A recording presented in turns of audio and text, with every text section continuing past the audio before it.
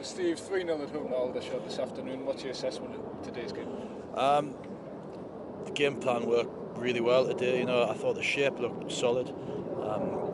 Mike just organises so well in the middle, and he's got two very, very good centre halves either side of him. They came at us the way we thought they would. They stopped us from playing from the back of the first half, which means we're a little bit more direct. But just thought everybody put a real shift in today. It was a really solid home performance, and it's given us a lot of encouragement the last two home games. You said yesterday you wanted to build off the Dagenham game, your previous home game. Do you feel you did that today? Yeah, as I said, I think everybody that played today, even the two lads that came on, can take enormous credit.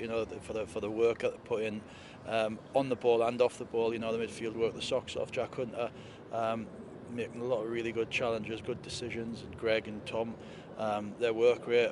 People doesn't go unnoticed, I hope, because everybody sees what they can do on the ball, but the mileage they cover on the pitch, and the two front lads as well. And luckily we're in a position now where we've got Luke back and Luke Molyneux, and we can actually give them a breather.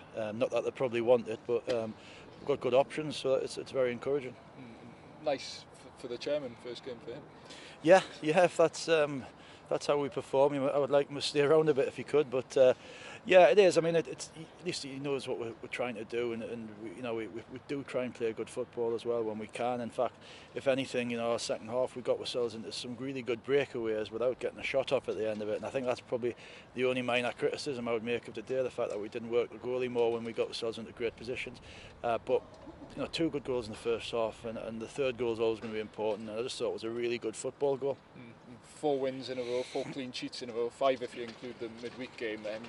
In a good place at the moment. What would you put that down to? As I said last week when I done the interview, they're a young squad and still learning, and they're still coming together. And I just think they're starting to learn the lessons, and they're starting to learn the way that I want them to play, and certainly the way I want them to play without the ball. And of course, you've got to count Wednesday, because we're all in this together, and it's a clean sheet for Fods and the lads who played Wednesday, and we're all one group, all one strong unit. So, but you do. I mean, that's a good record in any level of football. 5 straight clean sheets.